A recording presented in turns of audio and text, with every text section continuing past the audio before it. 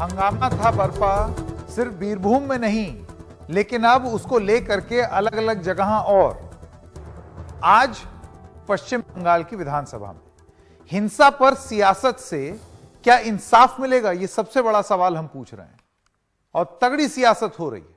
आइए पूरा घटनाक्रम आपको बताएं। तो पश्चिम बंगाल विधानसभा में हंगामा हुआ, सदन में विधायकों के बीच हाथापाई की नौबत आ गई। वो तस्वीरें आपसे कुछ ही देर में हम आपको दिखाएंगे। भारतीय जनता पार्टी का आरोप है कि तृणमूल कांग्रेस विधायकों ने यह हमला उनके ऊपर किया।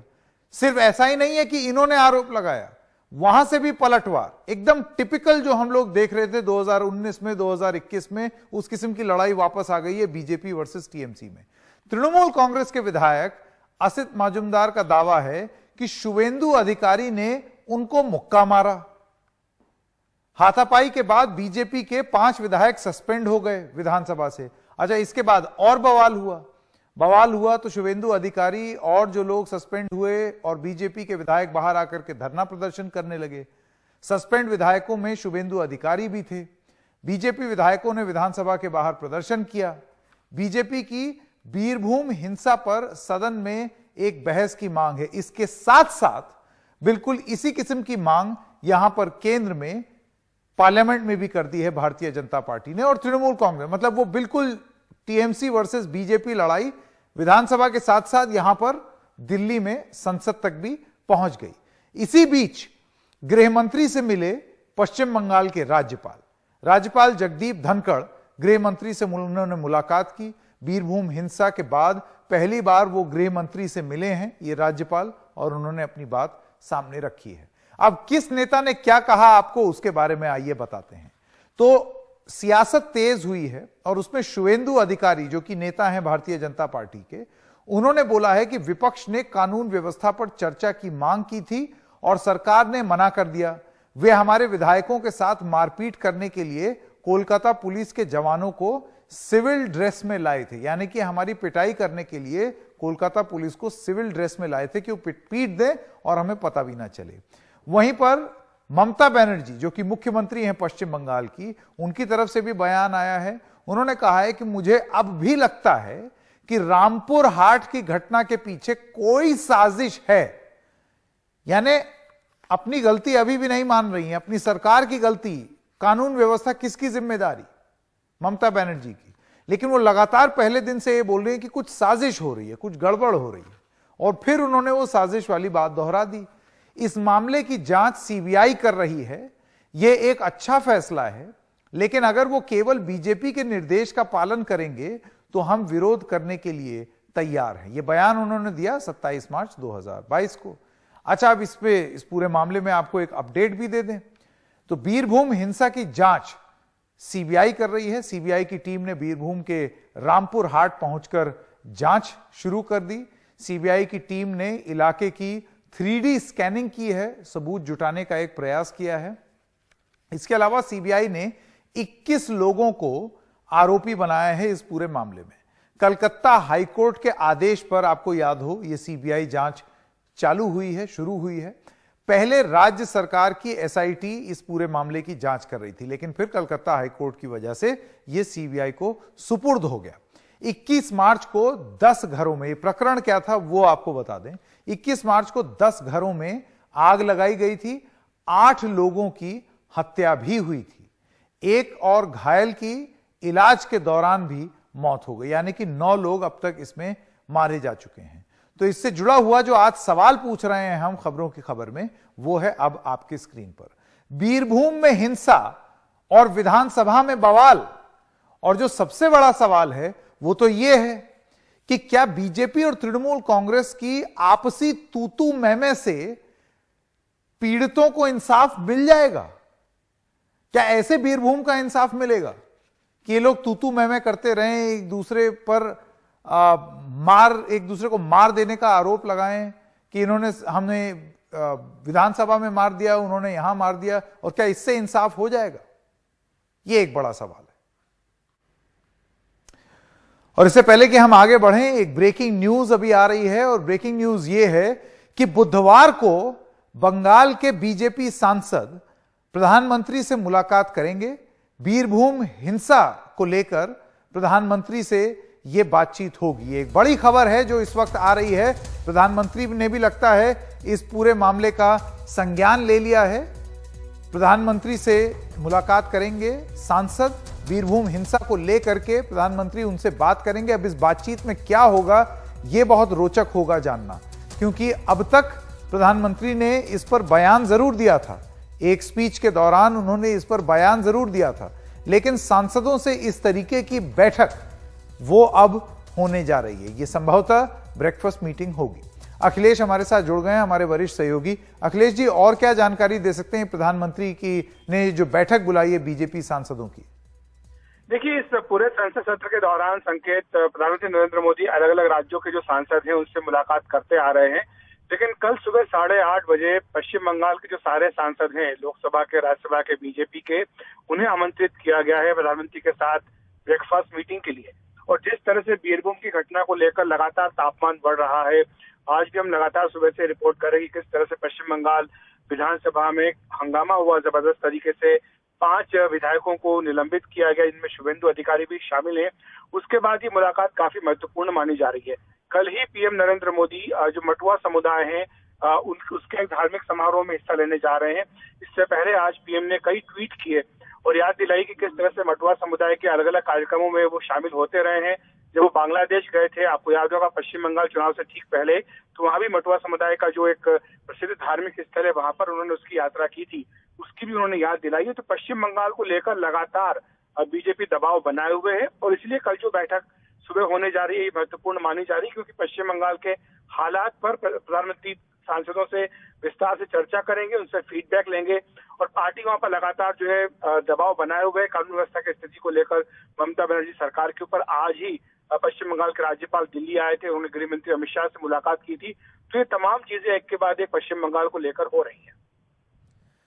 जी अखिलेश शर्मा, इस तमाम जानकारी के लिए आपका बहुत बहुत धन्यवाद। तो बीरभूम मामले को लेकर के कल प्रधानमंत्री की एक ब्रेकफास्ट मीटिंग होगी भारतीय जनता पार्टी के सांसदों के साथ। मैं स्वागत करना चाहता हूं हमारे मेहमानों का। शुभ्रा चट्टोपाध्याय अब नेता हैं भारतीय जनता पार्टी के, और तौसीफ खान तृणमूल कांग्रेस समर्थक। दोनों से मेरा एक एक करके एक ही सवाल है।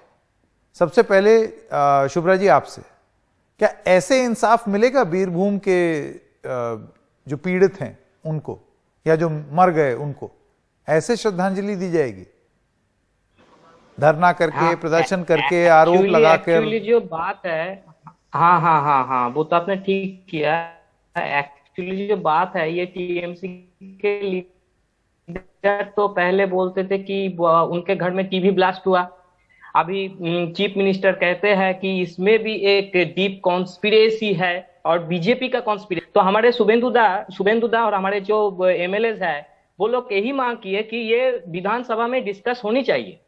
और इस पे जो एसआईटी गठन किया स्टेट ने, एसआईटी के ऊपर तो जो लोग पीड़ित थे, जो जिनको हत्या किया गया, उनके परिवार तो एसआईटी के ऊपर भरोसा नहीं करते थे।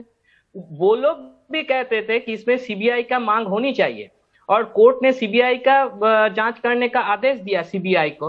तो यही बात हम लोग डिस्कशन के लिए हम विधानसभा में बोल रहे थे कि हम लोग ये बात विधानसभा में डिस्कस होना चाहिए। इतना बड़ा घटना, और यहाँ पे जो होता है वो तो संकेत जी आप तो देखते हैं कि बंगाल में कैसा वायलेंस का पॉलिटिक्स चलता है। हमारे कार्यकर्ताओं को मर्डर किया जाता है। सड़क का जो वायलेंस वो टीएमसी ने आज विधानसभा में ले गया। विधानसभा को हम डेमोक्रेसी का मंदिर मानते हैं। मैं शुभ्रा चट्टोपाध्याय युवा मोर्चा के स्पोक्स पर्सन था। मैं कोई क्रिमिनल, मैं कोई गुंडा नहीं था। पोस्टपोल वायलेंस ने मुझे पुलिस ने उठा कर ले गया और थाने में बहुत टॉर्चर किया, बहुत मारा। पुलिस और गुंडे देकर यहाँ पे बीजेपी कार्यकर्ताओं के ऊपर हमला किया जाता है। आम पब्लिक अब भाई संकेत है, बहुत त्रस्त है इस टीएमसी के गवर्नमेंट के ऊपर। जो 10 लोग को जला के मारा गया वो भी तृणमूल के है। जो भादु शेख को मर्डर किया गया वो भी टीएमसी के है।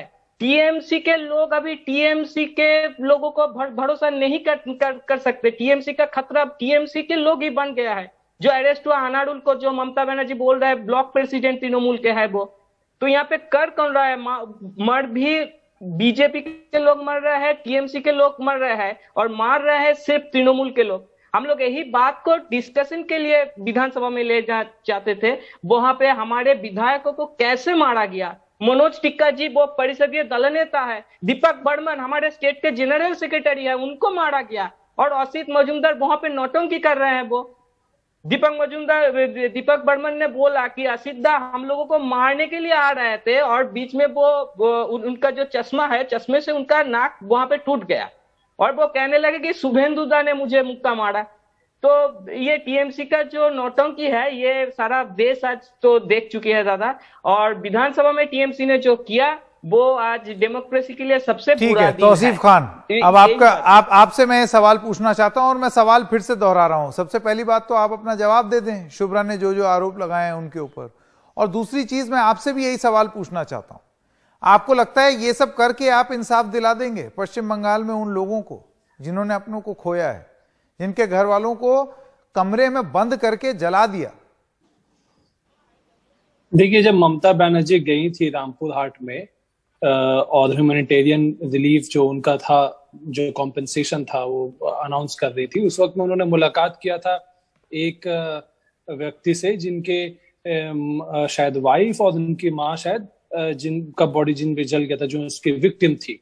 तो उन्होंने ये बात कहा था कि सीबीआई और एनआईए का तो मुझे नहीं मालूम, लेकिन ममता बनर्जी से मेरी मुलाकात हुई है, ममता बनर्जी ने बोला है कि इंसाफ होगा, तो मुझे भरोसा है कि इंसाफ होगा। आप देखिए कि जैसे ही ये इंसिडेंट सामने आया, एक स्टेट गवर्नमेंट को जो करना चाहिए, जो जो कदम उठाना चाहिए, वो सारे कदम ममता बनर्जी ने उठाए। फौरन एसआईटी का गठन किया, फौरन वहां के पुलिस अफसर जो लोकल थे उनको हटा दिया गया, 20 से ज्यादा अरेस्ट किया गया। उसके बावजूद ये हंगामा मचाया गया। ऑपोजिशन पार्टीज ने एक मौके के फायदा के तौर पे, पॉलिटिकल अपना कुछ माइलेज लेने के तौर पे उन लोगों ने हंगामा किया। कोर्ट में पहुंचा मामला, कोर्ट ने कहा कि स्टेट गवर्नमेंट को कहा कि एसआईटी को कहा कि आप सारे डॉक्यूमेंट, सारे लोग आप हैंड ओवर कर दीजिए सीबीआई को। उन्होंने सीबीआई को हैंड ओवर कर दिया। अब बीजेपी को क्या चाहिए? अब बीजेपी को ये कुछ भी एक कुछ तरह का एक मतलब फोकस में आना है। आज का जो घटना है ये बिल्कुल प्री प्लान्ड है। लीडर ऑफ अपोजिशन है शुभेंदु अधिकारी, उनके साथ और भी सीनियर एमएलएज हैं, सब पहुंच गए बीच में असेंबली के हंगामा करने के लिए।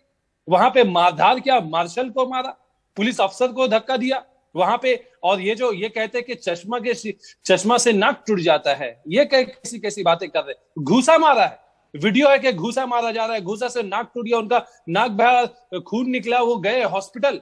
तृणमूल के नेता, स्पीकर जो के वहां के असेंबली का जो हेड है, जो स्पीकर है, स्पीकर ने सारे मामले को देखा, देख करके ये फैसला लिया कि इन 5 लोग जिम्मेदार हैं। एक एक करके 5 लोगों जी, एक एक करके मैं आपके पास आऊंगा वापस। हाँ, स्पीकर ने सारे मामले को देखकर समझकर यह फैसला किया कि हाउस को रकस क्रिएट करने का काम बीजेपी वालों ने किया है, और इसलिए 5 बीजेपी एमएलए को सस्पेंड किया। और यहां पे आकर के ये घड़ियाली आंसू होते हैं। आप खुद ही। अच्छा चलिए, इससे पहले कि शुभ्रा जी अपना जवाब दें, एक सवाल मैं आपसे तौसीफ जी ये पूछ लूं। देखिए, ये बहुत कन्वीनियंट हो गया है, अभी ये बड़ा आरामदायक हो गया है। जब सवाल पूछे जा रहे थे राज्य सरकार से कि क्या ये पुलिस का और ममता बनर्जी का और उनके प्रशासन का इकबाल कम नहीं हुआ है कि लोग अब कानून अपने हाथ में ले रहे हैं और कानून ही नहीं, ऐसा जघन्य अपराध कर दे रहे हैं कि वो इंसाफ का इंतजार ही नहीं कर रहे। कि कोई भी कारण रहा हो, उनको ये लगता है कि वो खुद ही इंसाफ झटपट दे दें, कानून व्यवस्था पर और पुलिस और प्रशासन पर विश्वास ना करें।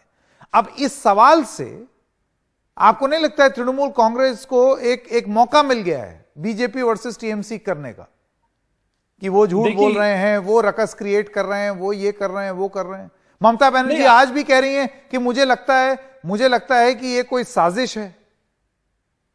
भाई साजिश क्या हो सकती है? वो तृणमूल के ही तो लोग थे। नहीं, देखिए, ये जो साजिश का बिल्कुल एंगल देखना चाहिए, क्योंकि स्टेट गवर्नमेंट तो आपके अपने लोगों ने साजिश कर दी आपके खिलाफ। नहीं, जरूरी नहीं है। अभी जगह जगह, अभी उत्तर प्रदेश में एक हादसा को लेकर के बीजेपी कह रही है कि भाई हमें मुस्लिम सपोर्ट करते हैं। तो ये तो ऐसा नहीं है कि सिर्फ एक समुदाय के होने की वजह से वो वो दूसरी पार्टी को नहीं ज्वाइन करते या दूसरी पार्टी के सपोर्टर नहीं होते, ऐसा तो नहीं है। ऐसा तो ब्लैंकेट, जब तक के एक मामला का छानबीन नहीं होगा, एविडेंस नहीं निकलेगा, कोई कैसे भी ब्लैंकेट स्टेटमेंट कैसे दे सकता है? ये हमने देखा भाई, जिनकी शुरुआत में हत्या हुई थी वो तो तृणमूल कांग्रेस से जुड़े हुए थे। बिल्कुल। अच्छा, तो फिर उस परिवार ने ये क्यों नहीं, इतना भरोसा क्यों नहीं दिखाया ममता बनर्जी के प्रशासन में कि वो कानून को अपना काम करने देते? ये क्यों महसूस हुआ उस तृणमूल कांग्रेस के परिवारजनों को कि हमें जाकर के खुद इंसाफ ले लेना है, कि हम कमरे में बंद करके जला दें? ये इकबाल की कमी नहीं है तो फिर क्या है? नहीं, देखिए, ये खाप पंचायत मेंटालिटी हमारे देश में है, हमेशा से है, और हर जगह में। कोई बंगाल एक अकेला तो ऐसा नहीं है, जो बंगाल भी उसी भारत का हिस्सा है जहां पे खाप पंचायत मेंटालिटी है। तो ये एक घटना है जो बहुत ही दुखित घटना है। यही तो मैं सवाल आपसे पूछ रहा हूं। आप मुझे बताइए, तृणमूल कांग्रेस का एक नेता जिसकी हत्या हो गई और उसके परिवारजन या उसके करीबियों के ऊपर यह आरोप कि उन्होंने जिंदा जला दिया, उसमें ममता बनर्जी का यह कहना है कि मुझे लगता है इसमें कोई षड्यंत्र है या साजिश है। मतलब आपके अपने ही लोगों ने आपके खिलाफ साजिश कर दी? नहीं, देखिए, तृणमूल कांग्रेस से जुड़े हुए एक आदमी के करीबियों ने ही साजिश कर दी? नहीं, जनता, और वहां पे रामपुर हाट की जनता की भी मैं बात कर रहा हूं, वो ममता बनर्जी पे भरोसा करते हैं। उन्होंने क्या बोला था? अब बात घुमा गए। लोकल पुलिस, जो सवाल मैंने पूछा था उसका जवाब आपने नहीं दिया। इससे पहले मैं शुभ्रा के पास इससे पहले कि आऊं, एक कू ऐप पर एक कमेंट है, जरा वो ले लेते हैं, उसके बाद फिर आपके पास वापस आते हैं। तुषार लिखते हैं कि हर बार अदालत को किसी भी तरह के न्याय के लिए शामिल होने की आवश्यकता क्यों होती है? सरकार कार्रवाई क्यों नहीं करती है? अरुण पांडे लिखते हैं, तूतू मैमे में समस्या का हल नहीं हुआ करता, समस्या का हल तो तब होता है जब उसको जिम्मेदारी से किया जाए। तूतू मैमे लोगों को कंफ्यूज और कंफ्यूजन में डालने के लिए इस्तेमाल किया जाता है, न्याय संगत नहीं है। शुभ्रा जी, मैं आपके पास आना चाहता हूं, इन कमेंट्स के बारे में आपका क्या कहना है? इस कमेंट्स के बारे में तो कहना क्या है, मतलब यहाँ पे जो स्टेट गवर्नमेंट है, स्टेट गवर्नमेंट तो क्या क्या बाइट देती है ये तो आपने देखा सुना। तो हमारे चीफ मिनिस्टर जी क्या कहते हैं कि साजिश का आरोप कहते हैं, और सभी लोग सीबीआई के ऊपर भरोसा करते हैं। ये टीएमसी के लोग ही सिर्फ कहते हैं कि सीबीआई बीजेपी का है, कोर्ट हाई कोर्ट नहीं बोलता कि सीबीआई बीजेपी का है। टीएमसी के लोग जो जल जाते हैं उनका परिवार के लोग भी बोलते हैं हमें सीबीआई चाहिए। अभी अनीस खान का मर्डर हो गया, वो एक कम्युनिस्ट सपोर्टर है, आपने सुना होगा, उनका परिवार भी ये मांग करते हैं कि स्टेट पुलिस के ऊपर हमारा भरोसा नहीं है, हमें सीबीआई चाहिए। लेकिन ये जो है, लेकिन ये चीज लोग यूपी में भी बोलते हैं, और यूपी में आपकी सरकार है। कई बार ऐसे प्रकरण हुए हैं उत्तर प्रदेश में जहां पर भी परिवार ने यही मांग की है कि सीबीआई जांच चाहिए। यूपी में सीबीआई का जांच चाहती है, तो ऐसे करके अगर मुझे लगता है अगर वो कोर्ट में जाती है, यूपी में भी हाई कोर्ट है, ठीक है ना, तो वहां से अगर कोई हाई कोर्ट ऑर्डर देते हैं तो सीबीआई हाई कोर्ट अगर समझे, आपको लगता है, मेरा एक सवाल, आखिरी सवाल आप दोनों को, इससे पहले मैं जाने दूं तौसीफ, की एक ग्राउंड तैयार कर दिया है ममता बनर्जी ने पहले ही कि कल को अगर सीबीआई की जांच में कुछ हुआ जो कि राज्य सरकार के पक्ष में नहीं रहा, तो आप तैयार रहेंगे अपना असलहा लेकर के ये कहने के लिए कि देखो ये तो केंद्र की एजेंसी है, तो केंद्र की बोली बोल रही है? नहीं, देखिए, ये बेबुनियाद दे दी उन्होंने। ये बेबुनियाद बात है। अगर इन्वेस्टिगेशन में कुछ पाया जाता है तो वो एविडेंस के बेसिस पे, कुछ मटेरियल्स के बेसिस पे कुछ भी बात कहा जाता है। अगर कोई मन धड़क कहानी कहने लगे जिसका कोई तथ्य ना हो, तो ऑब्वियस सा बात है उसको हर कोई उसको कंडेम करेगा। अगर कुछ सामने निकल के आता है, जो कुछ भी सामने, आज अगर सीबीआई जांच कर रही है तो वो वहीं से स्टार्ट किया जहां से एसआईटी ने किया। एक बात मैं बोल सकता हूं, एसआईटी ने सारे एक बात मैं बोल सकता हूं, जल्दी से अरेस्टेड हैं, बोलता हूं, यहाँ पे जब खागड़ागढ़ की विस्फोटन हुआ तो इनका अभी जो मिनिस्टर है ना सिद्दीकुल्ला चौधरी, वो सेंट्रल एजेंसी एनआई को बोलती है कि यहाँ पे जो बम पाए गए वो एनआई के लोग आकर यहाँ पे रखे थे। ऐसा चलता है पश्चिम बंगाल का सरकार, ठीक है। और इनका चीफ मिनिस्टर है ममता बनर्जी, वो भी कहते हैं कि एनआई साजिश करती है हमारे सरकार को गिराने के लिए। और ये तो हमारे जो मित्र है अच्छा, वो आप भी NIA बोल रहे हैं, मुझे कुछ और ही सुनाई दे रहा था भाई। वो तो कोई न्यूज एजेंसी है जिसका नाम आप ले रहे हैं, NIA। हाँ जी हाँ। समझ गया मैं आपकी बात। चलिए बहुत बहुत धन्यवाद आप दोनों का हमारे साथ जुड़ने के लिए। अब देखना ये होगा कि ये तू मैं की, और अब तो नाक वाक भी टूटने लगी, ये वाली राजनीति जो है ये कब तक चलेगी। और जो सबसे बड़ा सवाल है वो तो अभी भी है, क्या ऐसे ही मिलेगा बीरभूम में पीड़ितों को न्याय? एक छोटे से ब्रेक के लिए रुक रहे हैं, अभी हाजिर होते हैं।